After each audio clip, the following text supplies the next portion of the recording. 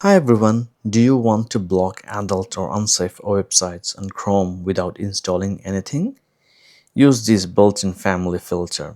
So first open the Chrome, then go to this three-dot button. From there, go to the settings.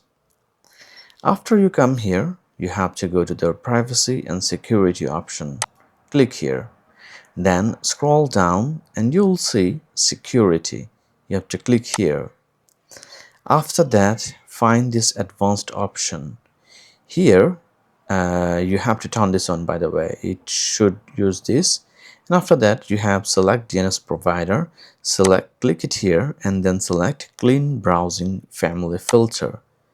So from now on, if someone is trying to use your this Chrome to browse, like adult or unsafe content, it will prevent this.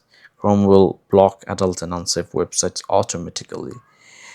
So, however, it won't block specific sites like YouTube or Facebook. So, if there are any obscene or bad content over there, it won't prevent that. It is just to block adult content websites.